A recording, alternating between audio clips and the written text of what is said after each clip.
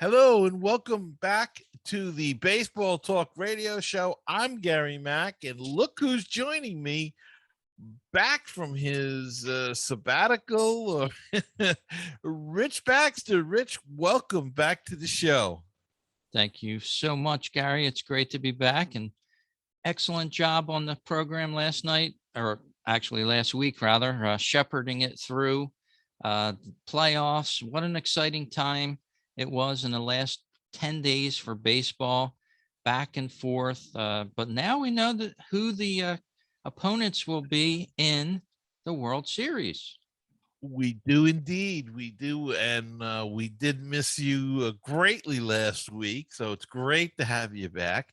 But as you said, now we know who the opponents are going to be in the World Series. And it's going to be the Houston Astros and the Atlanta Braves. And this has got to give Rob Manfred, it's got to give the commissioner of baseball a little bit of a headache because he's got the two states that he doesn't exactly agree with. I mean, they pulled the All-Star game from Georgia because of their voting law, and now they've got Atlanta in the World Series, and also Texas with their recent voting issue law that they passed, and other things, and so Commissioner Rob has got to be pulling his hair out at this point. Yeah, I guess. And this is baseball. So another reason why the MLB should just step back. They're not a political wing or a political party in this country. They shouldn't try to legislate things that they have no say about. It's just plain and simple. Take the politics out of baseball, step back, and run your own organization like it should, just on the strength of baseball itself, not anything connected to it.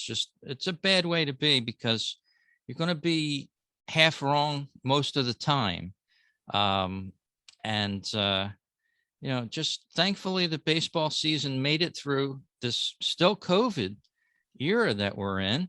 And as you said, the Atlanta Braves and the Houston Astros, who overcame a lot of adversity during the year, made it in. And I heard a nice interview after the Houston game with Dusty Baker, and how the team overcame some of the negativity that surrounded it, in reference to the sign stealing and things like that had been Right. alleged.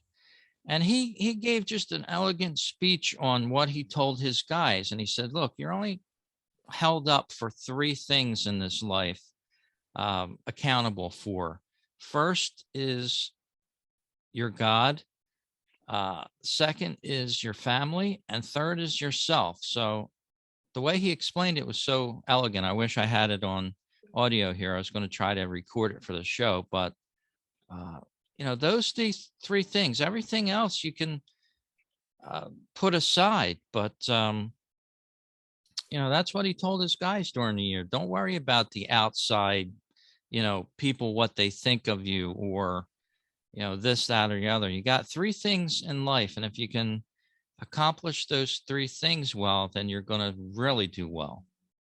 And of course, Houston's been getting booed constantly on the road. People still, remembering 2 years ago back about what 3 years, whatever it was. I'm losing track of time here, but the cheating scandal, so-called cheating scandal, and I look.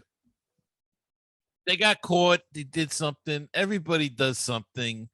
You can't convince me otherwise that nobody else did what they were doing and just got away with it. So they got caught. They paid the price. Those that were punished, and it's over and done with. There's a lot of guys on this team now that weren't even there, and that's another thing with this team.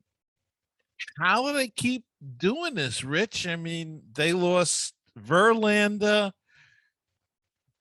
to an injury this year. They lost Springer to free agency, and yet they keep rolling along. They keep you know, calling up somebody and getting the job done. And you know, I hope they win it again. No offense to Atlanta, but Atlanta's in our division and they beat our team, so I don't want I want to see Houston so they shut up all the people that boo them all the time, because I think it's silly at this point to keep booing them.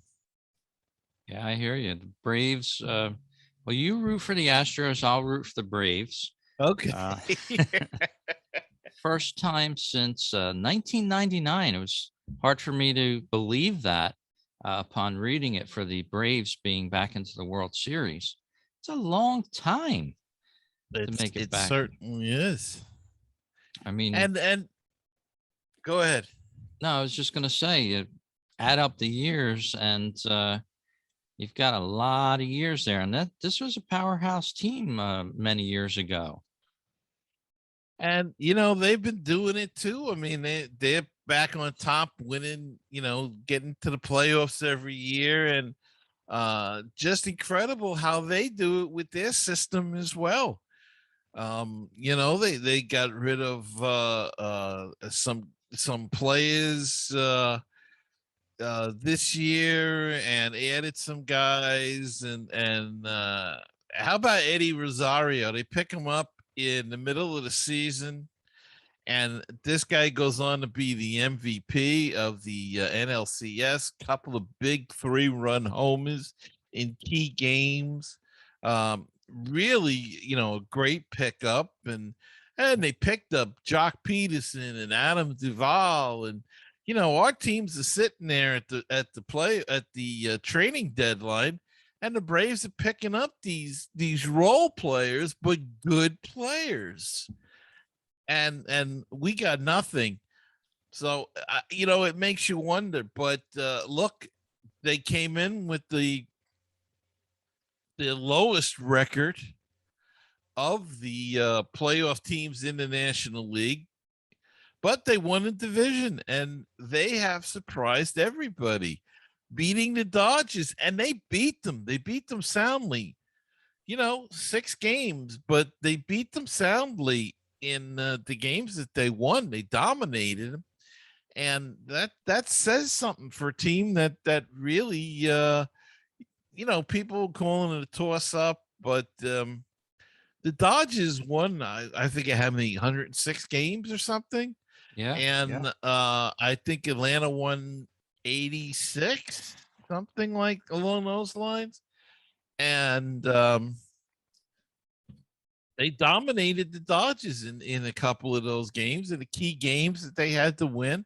They went out and they won. They took it to them, and so all power to them. They have played well, but I like the way Houston plays the game.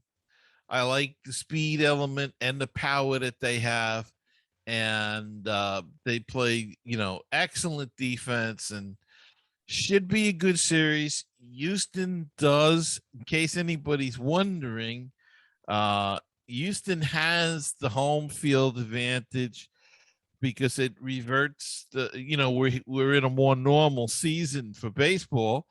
The team with the best regular season winning percentage gets the home field advantage. So Houston will have the advantage over the Atlanta Braves for that.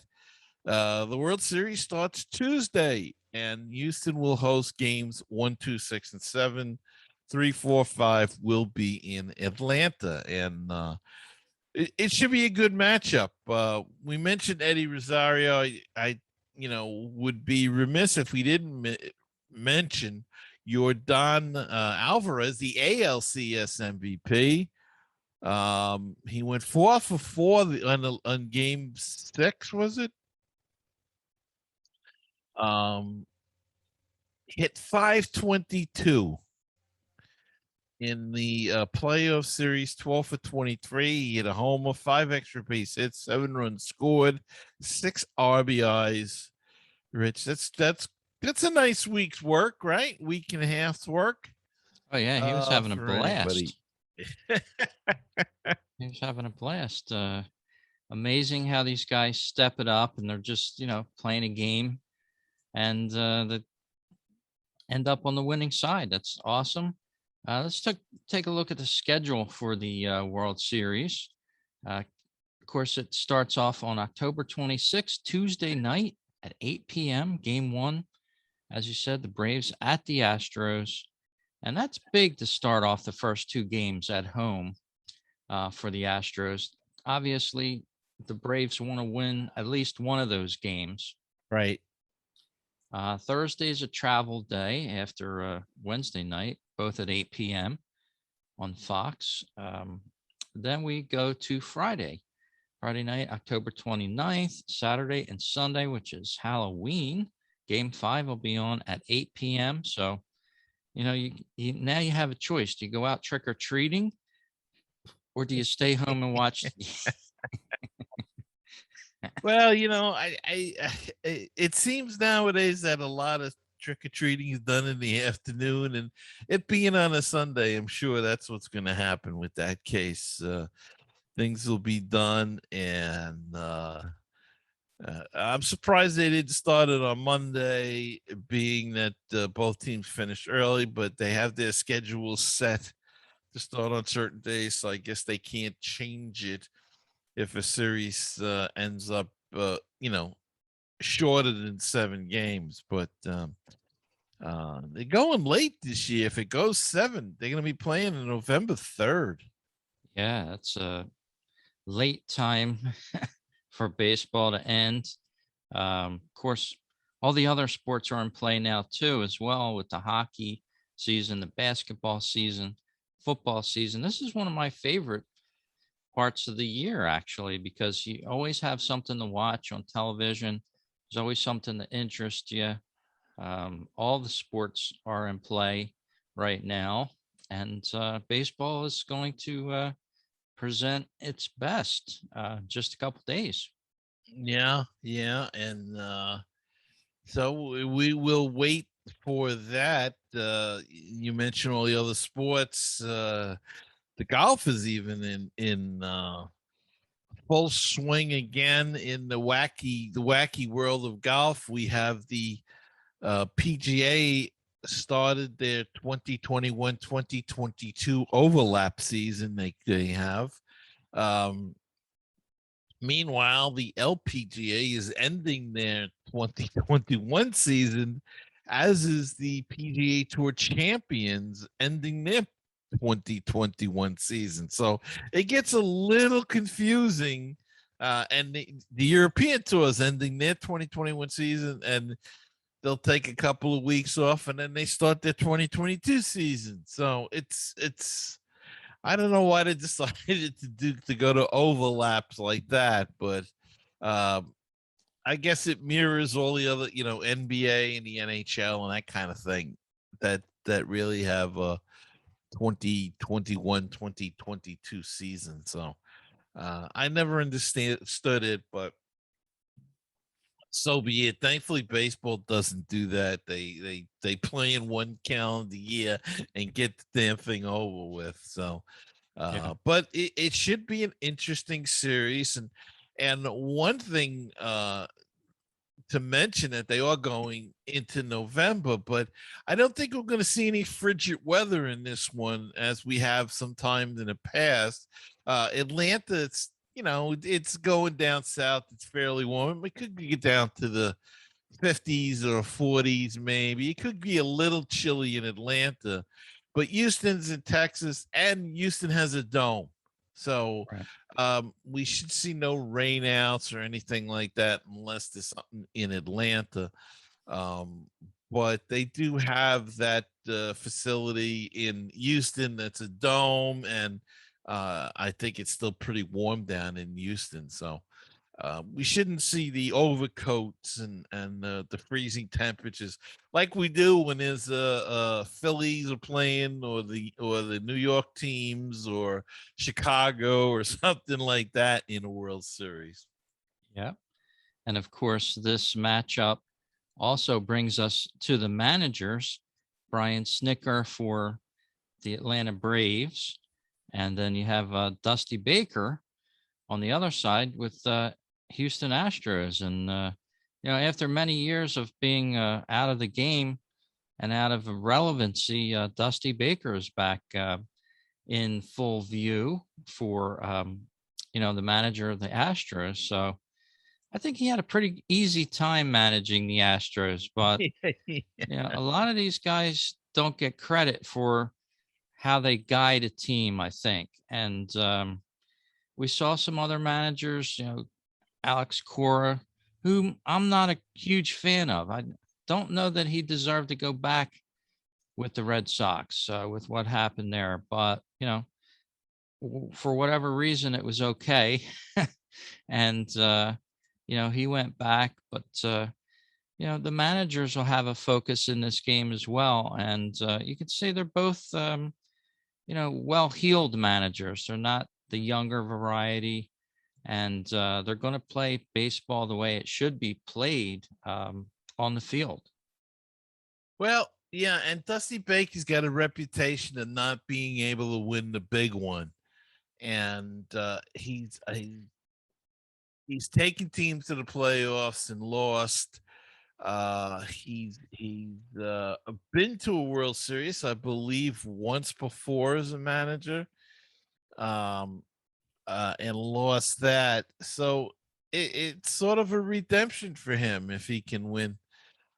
He'll shake that title or whatever you want to call it. The Um, jinx. yeah, the jinx, the monkey on his back, whatever cliche you want to use. But and for Snitker as well. I mean, he's done a great job as the manager of the Braves. He came in and nobody really heard of him. And yet has done nothing but win there. And Yeah. now he's taking him to a World Series. So I think he's going to be pretty well set for the years to come.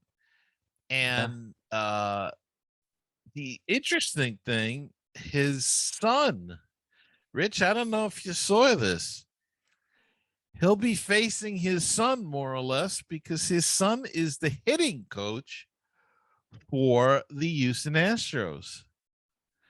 So a Oh, little family rivalry there, and Troy Snitker is the batting coach, the hitting coach, whatever you want to call it, of the Houston Astros. So father and son against one another, and that's pretty cool. pretty cool. And I don't know if you saw this article. New York Newsday says if Dusty Baker leaves the Astros, Mets should waste no time signing him up. So you may have Dusty Baker in your future as a Met fan. His commodity will go very good with any team should he decide to not stay with the Astros after the season and he wants to do something else. So very cool there as well. You never know. You may be ending up with him the end of the I somehow don't think the Mets would make that move. The Mets are in disarray. I mean, I don't know how else to say it. They really, the stories coming out of New York this past week have really not been good. Stories about uh people coming here, they don't want to come here. There is a cold war from the other owners against the Mets. So that's why, they're not going to grant permission to speak to a lot of their higher executives. They're still looking for a president of baseball operations. The Mets are um, not their owner isn't well liked. Uh, Much like somebody else that we know that was in a position of power because of his Twitter comments. So okay. um, Look, I think if somebody offers you a job and it's a good job and it's in Major League Baseball, you take it whether you like them or not. But you know, I don't know. I don't know. Dusty Baker here. I don't know how the fan base would feel, and they seem to be uh the Mets hierarchy seems to be all in on the analytics. I don't know how much Dusty's in on the analytics. He probably uses it, but he uses his gut, I would imagine, a lot, which is what Yeah, you need. He's exactly what they need. right. Uh, but whether they do it is another thing. But you know, it is what it is, Rich. That it is.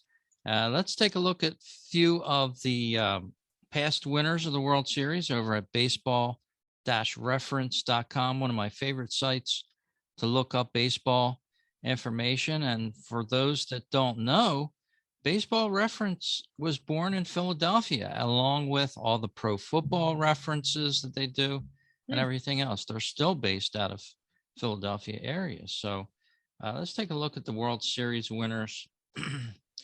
2020, of course, last year, that shortened season, was the Dodgers that took it all. 4 wins over Mhm. two. Tampa Bay Rays coming up short there. World Series MVP, Corey Seager. And he may be a big uh, available free agent in the offseason. Uh, Yes. Seager. And let's go back to 19. It was a 7 game series with the Astros and the Nationals. The Nationals ended up with the win in that one. Steven Strasburg was your series MVP. And it's kind of easy to forget series MVPs, World Series, unless you're a fan of the team.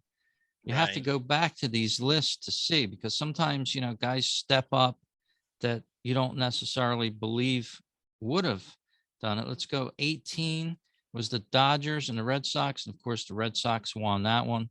Steve Pierce was your MVP. And I would have never yeah, remembered that one. exactly. Sorry, I apologize to Steve Pierce, but I would have never remembered that. Yeah. 2017, Astros and Dodgers. So these teams have been leapfrogging back and forth over the last 5 years, holding their MLB royalty, so to speak, getting into the World Series. It was the Astros and the Dodgers. Astros prevailed 4 games to 3 in a 7 gamer. George Springer was the series MVP for the Astros. So we'll go back 5 years looking at the World Series. And of course, back to 2016, it was the Cubs. Ben Zobrist was your MVP. Another 7 game series there over the Indians. So, in case you forgot, over the last 5 years, those are your World Series winners.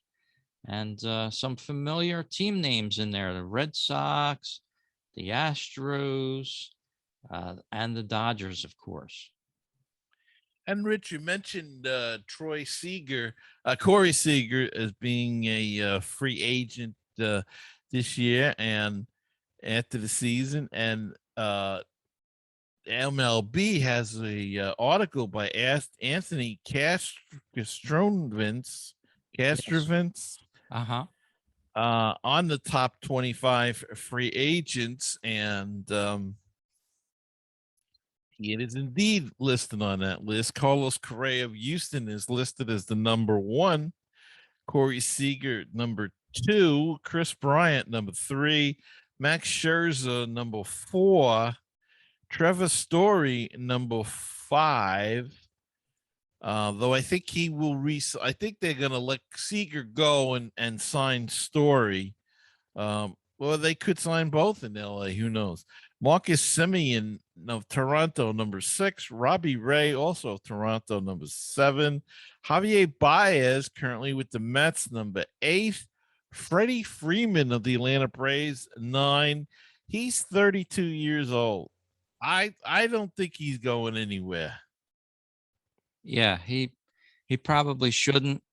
But you never know. I mean, teams are odd after World Series sometimes. The Phillies I go back to.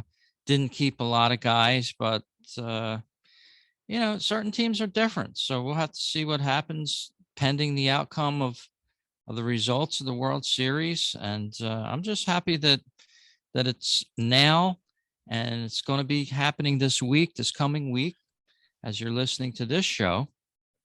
And I hope MLB, builds this up. It's like the Super Bowl is such a big game. It's such a big buildup. And it seems like the World Series sort of like slips under the rug. It's like the bill that you get under the hotel door at night. It just slips in on you and you wake up in the morning and it's there. But, I just think baseball needs to trumpet the World Series a little bit better than it does. I think it's a tough thing because it is a series. The Super Bowl is one day, one game, and you can focus on that, and they can do it. With the World Series, it's a week, Yeah. and you don't know. You could focus on Game 7, but you don't know if it's going to go 7. Um, so you almost wonder if they should. I don't know how you could correct that. You have to really have a series. It wouldn't be fair to have just one game winner take all. I don't think that would work in baseball. Um, I don't know. It's a very difficult thing. I think they try to do it with the All-Star game, but the All-Star game is such, people have accepted it as an exhibition game. Players don't want to go nowadays as much. So it's tough to make that the glamour game, like you say, the Super Bowl. And I agree with you. There's nothing, remember as a kid, the World Series, you had crisp autumn day and you got that transistor radio and you were sneaking it into school or trying to you'd have a mysterious cough you developed that day. uh or a couple of days so you could stay home, watch the games. They were all in the afternoon when I was a kid. Yeah. Yeah. There was no nighttime games in those days. And I think baseball short sighted themselves uh, uh when they went to the night games and they play them so late and the games drag out. Play them at 7:30. Yeah. But you have to have a half hour pregame show, so they come on at 7:30 or 8 o'clock. No, have the pregame come on at 6:30, 7 o'clock, and then you know start the game promptly at 7:30, 7:35, Yeah. and let kids enjoy it. Kids aren't enjoying that aspect of the best part is the World Series. Kids aren't enjoying that aspect because the games are run until 10, 11 o'clock at night, 12 o'clock at night. And you know, it hurts, I think, Yeah. personally. For sure. Well, let's take a look at our stats for our program here. And we appreciate you choosing to listen to our show here, the Baseball Talk Radio podcast. And also check out our website at baseballtalkradio.com. A lot of updates going on there, different team, new programs coming on board, different displays on how we display the programs to listen to, and there'll be a lot more updates there. But here's our listener group here on this show. Apple Podcasts, 69% of our listeners. Amazon Alexa, 6%. Google Podcasts up to 3%. They're taking a big rise there. Overcast, 3%, and then other, a big 19%. Of course, the main listeners come from the United States, 87%. And we maintain a nice presence in the United Kingdom with 8% listeners over there. And we always like to tip our cap to Great Britain over there. And they're great sports fans. Yes, they are. So moving down the list here, we have 82% male listeners, 18% females. Thank you, ladies. That number's growing, Gary. That number's growing every week, it seems. Yeah, that's a great thing, and thank you so much for that. Yes, indeed. The baseball fans out there, and a lot of lady baseball fans out there. If you, I wonder look, how they know that, though. well, they, I guess they know everything now. yeah, and we have a great representation of age groups here, spread all over the, our age group listening there. So we appreciate it, and thank you for listening to this program here on the Baseball Talk Radio Show. Yeah, and if you'd like to support the show, and you can by becoming a patron of us. You can go to drop my notes there. You can go to our Patreon page at patreon.com/baseball talk, or you can go to anchor.fm, where our audio hosting service. Go to anchor.fm/baseball talk radio show, and they can tell you right there and show you how to become a supporter of the show. And anything you can give would be greatly appreciated. And check out the Facebook page. We've got it. Yeah, we've got a Facebook page, facebook.com/baseball talk radio show. So go check us out, and you can keep up to date. And, if you go and watch the YouTube version of the show, please subscribe. Yes. And hit that like button, because that makes the YouTube analytics people very happy, and it also makes us happy. So whatever you can do to help out, even if it's just subscribing to the show, that's a big thing for us, and we appreciate it. And Rich, it's great to have you back. So nice to be back with you, Gary. Did a wonderful job last week on the show. Thank you. It's got some great ratings, got a lot of listens to it. So people know where to get some good information. That's right. And we'll be back next week, I guess, right? Maybe we'll have a winner. Maybe we won't. Yeah. We'll have the bulk of the World Series underway by next Sunday when we record the show. So all you baseball fans out there, enjoy the World Series.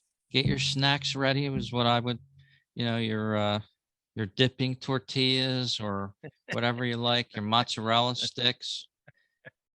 Though Bryce Harper doesn't want a mozzarella stick. He went on record saying the worst food. So get those Cheddar snacks poppers. Yeah. Enjoy the World Series, whatever team you want to come out on top. And don't forget, send us an email or an audio, rich@baseballtalkradio.com or gary@baseballtalkradio.com, and send us your comments. It really does well to spur us on. If you have a question about the show, topic, anything like that, please drop us an email. And we will see you next time on another edition of the Baseball Talk Radio Show. Bye-bye, everybody.